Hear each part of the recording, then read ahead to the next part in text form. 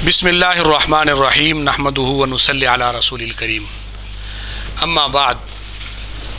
नाज़रीन किराम, मैंने चंद दिन कबल अज़ान कब्र के हवाले से कुछ बातें रिकॉर्ड की थी और आप हज़रात ने उसको देखा और समाअत किया था। तो मैंने सोचा कि जो इस हवाले से बकिया बातें बच गई हैं उसको दूसरी किस्त में बयान कर दूँ। वो ये है कि जिस तरह मैंने आपको बताया था कि आज़ान कब्र का शरीयत इस्लामिया से कोई सबूत नहीं है और मैंने उसको मुख्तलिफ़ तरीक़ों से साबित किया था कि ये जायज़ नहीं है। इस हवाले से ये बात भी याद रखें कि बाज़ अहले बिदअत आज़ान कब्र को दुरुस्त साबित करने के लिए हाथ पाँव मारते हैं और कोशिश करते हैं। तो मैंने सोचा उस हवाले से भी आप हज़रात के सामने कुछ बातें पेश कर दूँ। ताती करना और कलिमात का इजाफा करना ये सहाबा के मामूल से साबित है कि सहाबा इकराम अलैहिर्रिज़वान खुद नबी करीम अलैहिस्सलाम के बताए हुए कलिमात जो जिक्र के थे उनमें इजाफा करके उसको जायज समझते थे और वो इजाफा करने को दुरुस्त समझते थे। तो जब कलिमात का इजाफा दुआओं का और जिक्र का करना जायज है, तो इसी तरह अजान और कब्र के नजदीक जो कलिमात और जिक्र किया जाता है उसमें इजाफा करना भी क्या है, जायज है। सबसे पहले तो वो लोग कहते हैं कि जनाब हम अजान कब्र को एक मुस्तहब समझते हैं, फ़र्ज़ और ज़रूरी नहीं समझते, इसलिए हम पर दलीलों की ज़िम्मेदारी नहीं है। तो मैं पहली बात तो ये कह दूँ कि मुस्तहब एक हुक्म शरई है और ज़ाहिर है कि हुक्म शरई के लिए भी शरई दलील का होना ज़रूरी होता है। ये बिल्कुल बात गलत है कि वो कहते हैं कि हमें इसके लिए दलील की ज़रूरत नहीं है। मुस्तहब की तारीफ़ उलमाए कराम ने जो की है वो ये है कि मा फ़अलहुन नबिय्यु सल्लल्लाहु अलैहि वसल्लम मर्रतन व तरकहु मर्रतन या व तरकहु उख़रा व अहब्बहु सलफ़। बाज़ ने लिखा है वमा अहब्बहु सलफ़। ये लफ्ज़ माँ का फ़ायदा उठा के वो इससे कुछ बातें साबित करते हैं। इंशाअल्लाह मैं दोनों हवाले से बातें करता हूँ। पहली बात तो ये है कि मुस्तहब की जो तारीफ़ मैंने वह अहब्बहु सलफ़ पेश की, उसका तर्जमा क्या है कि मुस्तहब कहते हैं उस अमल को कि जो नबी पाक सल्लल्लाहु अलैहि वसल्लम ने एक मरतबा किया हो और दूसरी मरतबा छोड़ दिया हो और सलफ़ ने उसको पसंद किया हो। ये तर्जमा बरेलवियों की किताब दुआ बादज़ नमाज जनाजा की शरई हैसियत में ये तारीफ़ और उसका ये तर्जमा मौजूद है जो मैंने आपके सामने बयान कर दिए है। शामी में भी है, दीगर किताबों में भी है, वहाँ लफ्ज़ है वमा अहब्बहु सलफ़। ये यहाँ फ़ायदा उठाते हैं कि जनाब देखो मुस्तहब उसको भी कहते हैं कि जिसको सलफ़ ने अच्छा जाना हो। लिहाजा अब हम जैसे कि वो एक मैं बिदती मौलवी का बयान सुन रहा था तो वो कह रहा था कि उसने अपनी बयान में कहा कि मुस्तहब होने के लिए दलील ना हो तब भी काफ़ी है और मुस्तहब होने के लिए इतना भी काफ़ी है कि अहले ईमान उसको मुस्तहब जाने। हालांकि ये तारीफ़ बिल्कुल गलत है। उसकी वजह क्या है इस तारीफ़ के गलत होने की? वो ये है कि ये कहना कि सलफ़ जिसको अच्छा जाने और वो फिर सलफ़ से फ़ौरन लोगों का जहन ले आते हैं अपनी तरफ, जैसे सब्ज़ी मंडी वाले अपनी तरफ ले जाते हैं कि जनाब सलफ़ से मुराद हमें या हमारे कुछ दो चार बड़े हैं या इस तरह कोई और वो अपने किसी बड़े का नाम ले लेते हैं कि जी सलफ़ से मुराद तो वो लोग हैं। हालांकि सलफ़ से मुराद हम खुद बरेलवियों से पूछ लेते हैं कि सलफ़ से मुराद क्या है, यानी वो मुस्तहब वो है जिसको सलफ़ अच्छा समझें, तो वो सलफ़ कौन है। उसमें पहला हवाला तो ये याद रखें कि ये नुजूमुत तहक़ीक़ बरेलवियों की किताब है, उसमें लिखा हुआ है कि सलफ़ से मुराद सहाबा इकराम ताबिईन हैं और उन्होंने आगे लिखा है कि तबे ताबिईन भी सलफ़ में मुराद नहीं है, सलफ़ में तबे ताबिईन भी मुराद नहीं है। तो जब दो कुरून के लोग सहाबा और बकौल बरेलवी के सहाबा और ताबिईन मुराद हैं, तबे ताबिईन भी मुराद नहीं, तो सवाल ये पैदा होता है कि आज 15वीं 14वीं सदी के कोई शख्स खड़ा होकर वो किस बुनियाद पर एक बिदत को ईजाद करे और कल को लोग उसको सलफ़ कहकर बनाने शुरू हो जाएं। दूसरी बात रसाइल मिलाद महबूब खुद बरेलवियों की किताब है, उसमें लिखा है सलफ़ से मुराद मुजतहिदीन है और ज़ाहिर है कि बरेलवी मुजतहिदीन भी नहीं है। इनके जितने बड़ों से ये अपने बिदात को साबित करते हैं वो मुजतहिद नहीं होते। एक बात तो ये याद रखें। इसी तरीके से ग़ुलाम रसूल सईदी ने लिखा है शरह सही मुस्लिम जिल्द अव्वल में, वो कहते हैं कि किसी चीज़ को मुस्तहब करार देना अल्लाह और उसके रसूल का मनसब है। मुस्तहब करार देना ये अल्लाह और उसके रसूल का मनसब है। गोया या तो आप जब किसी अमल को मुस्तहब करार दे रहे हो बरेलवियों के बकौल, تو گویا یا تو آپ اپنے آپ کو اللہ کہہ رہے ہو یا رسول کہہ رہے ہو، اور ظاہر ہے کہ دونوں چیزیں آپ کے کفر کے لیے کافی ہو جائیں گی۔ اسی طریقے سے میں ایک حوالہ ضروری سمجھتا ہوں کہ یہاں آپ کے خدمت میں اور بھی پیش کر دوں۔ یہ میرے پاس تفہیم المسائل جلد 9 آپ دیکھ لیں صفحہ 158 پہ بریلوی مسلک کے مفتی اعظم پاکستان لکھتے ہیں کہ جناب پھر یہ کہنا لازم ہوگا کہ اس شعار کو ترک کرنا ہی افضل ہے، کیونکہ ہمارے ہاں بدعت حسنہ کے نام پر اب شریعت میں زیادات کا رواج بڑھ رہا ہے۔ وہ کہتے ہیں کہ یہ جو بدعت حسنہ کا رواج ہمارے ہاں چل رہا ہے نا، یہ بہت تیزی سے جا رہا ہے، اس کو روکنا چاہیے، بند کر دینا چاہیے، یہ اس کو نہیں چھوڑنا چاہیے یہاں پر۔ اسی طریقے سے مسئلہ اذان و اقامت بریلوی مسلک کی کتاب ہے، اس میں بھی لکھا ہے کہ ہمارے ہاں بدعت حسنہ کے نام پر شریعت میں زیادات کا رواج بڑھ رہا ہے، وہاں پہ بھی اس چیز کو اسی انداز میں کہا گیا ہے۔ یہ میں نے 3 باتیں آپ کی خدمت میں پیش کر دی مستحب کے حوالے سے، کہ ہر عمل کو ان کا ایک طریقہ کار ہوتا ہے کہ کوئی بھی عمل اٹھاتے ہیں اور اس کو اپنے طور پر مستحب کہہ دیتے ہیں اور اپنے بڑوں کو مسلف بنا دیتے ہیں اور اس کو لوگوں میں رائج کر دیتے ہیں۔ اس کی گنجائش خود ان کی کتابوں کے تناظر میں بھی نہیں کہ کسی عمل کو آپ اپنی طرف سے مستحب قرار دے دیں۔ یہ تو ہو گئی، میں نے آپ کو اس حوالے سے دوسری بات کی ہے۔ اب جناب اس کے بعد یہ یاد رکھیں کہ یہ صاحب نے اپنے اس بدعت کو، اذان قبر کی بدعت کو ثابت کرنے کے لیے احمد رضا خان نے اپنی کتاب ایزان الاجر میں بھی کہا ہے، اور کچھ بریلوی مسلک کی ویڈیوز بھی دیکھنے کو ملی جس میں وہ یہ کہہ رہے تھے کہ وہ جناب مسلم شریف کی ایک روایت پیش کر کے کہہ رہے تھے کہ مسلم شریف میں ایک روایت ہے کہ جب انسان اذان دیتا ہے تو شیطان گوز مار کے بھاگتا ہے اور 36 میل دور چلا جاتا ہے۔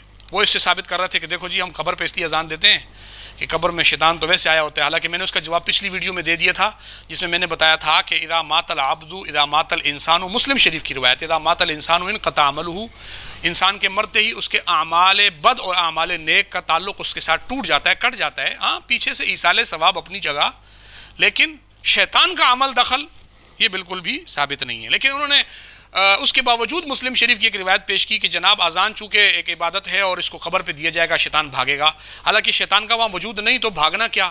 دوسرے نمبر پر اس حدیث میں انتہائی درجے پر جو ہے وہ خیانت سے کام لیا جاتا ہے۔ احمد رضا خان نے ایزان الاجر میں پرلے درجے کی خیانت کی، حدیث کا سیاق و سباق کاٹا، حالانکہ مسلم شریف نے اس روایت کو نقل کرتے ہوئے باقاعدہ یہ لفظ نقل کیے اذا اذن المؤذن یا اذا نودی للصلاۃ، کہ جب نماز کے لیے اذان ہوتی ہے تو شیطان بھاگتا ہے 36 میل دور۔ انہوں نے جناب اس کو قبر پر اذان کے اوپر ڈال دیا۔ یہ تو حدیث کے ساتھ ایک انتہائی درجے کی خیانت اپنی جگہ کہ اپنے اعمال بد کو ثابت کرنے کے لیے آپ حدیث کو غلط طور پر پیش کرنے کے ایک اور مجرم آپ بن رہے ہیں، یہ بھی عجیب ہے۔ اسی طریقے سے انہوں نے جناب بہت ساری اور بھی روایات پیش کی ہیں۔ ایک انہوں نے حکیم ترمذی کا حوالہ پیش کیا کہ جناب حکیم ترمذی نے قبر کے اندر جو ہے وہ لکھا کہ قبر کے اندر جب میت کو لٹایا جاتا ہے تو وہاں پر شیطان آتا ہے اور وہ اس کو بہکاتا ہے۔ پہلی بات تو یہ یاد رکھیں کہ حکیم ترمذی کی کتاب وہ مستند کتاب نہیں ہے کہ اس میں سے آپ یہ حوالہ پیش کرو۔ یہاں حکیم ترمذی کی کتاب پڑھی ہوئی ہے، اب حکیم ترمذی کی کتاب مجھے دیں کہ حکیم ترمذی کی کتاب جو ہے نوادر الاصول وہ معتبر کتاب نہیں ہے کہ اس میں سے آپ یہ کہیں کہ جناب اس سے یہ ثابت ہوتا ہے۔ میں پہلے نمبر پہ آپ کے سامنے وہ چیز پڑھ دوں۔ ان نوادر الاصول یہ جو حکیم ترمذی کی کتاب کا حوالہ دیا جاتا ہے، اس میں یہ الفاظ ہیں کہ یہ جو اب انہوں نے جن لفظوں کے ساتھ ثابت کرنے کی کوشش کی ہے وہاں پہ یہ الفاظ ہیں کہ امام سفیان ثوری کا قول ہے۔ ایک تو وہ روایت ہی منقطع ہے، وہ روایت نبی پاک صلی اللہ علیہ وسلم یا صحابہ اکرام تک پہنچتی نہیں ہے۔ نمبر دو، اس روایت کی سند بھی موجود نہیں ہے، حکیم ترمذی نے سند بھی نقل نہیں کی کہ ہم اس روایت کی کو دیکھتے یہ۔ اور تیسرے نمبر پر یہ کتاب خود شاہ عبدالعزیز محدث دہلوی رحمۃ اللہ علیہ نے بستان المحدثین میں اس کتاب کو ایک غیر مستند کتاب کہا ہے، لہٰذا اس کتاب کو تو یہاں پیش کرنے کی ضرورت بھی نہیں ہے۔ لیکن آپ دیکھیں، میں ان سے پوچھتا ہوں بریلویوں سے کہ بریلوی ایک طرف تو یہ نقطہ نظر رکھتے ہیں کہ جناب جب انسان قبر میں جاتا ہے وہاں 3 سوال ہوتے ہیں، من ربک، ما دینک، ما تقول فی ھذا الرجل، تو وہاں پر کہا جاتا ہے کہ جی نبی پاک صلی اللہ علیہ وسلم خود قبر میں تشریف لاتے ہیں۔ ایک طرف تو یہ عقیدہ رکھا جاتا ہے، دوسری طرف نوادر الرسول کو پیش کر کے کہتے ہیں کہ وہاں پہ شیطان آتا ہے۔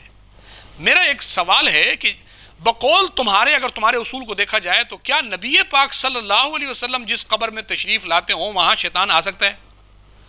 نبی پاک صلی اللہ علیہ وسلم کا کیا مقام اور مرتبہ تھا کہ آپ کے ایک غلام ہیں حضرت عمر رضی اللہ تعالیٰ عنہ، ان کے سائے سے شیطان بھاگتا تھا.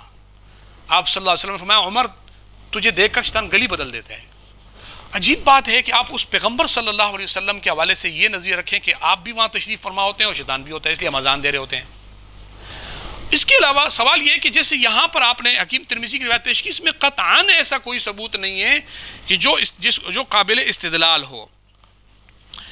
موصوف نے ایک اور دلیل بھی پیش کی مسند ابن ماجہ سے.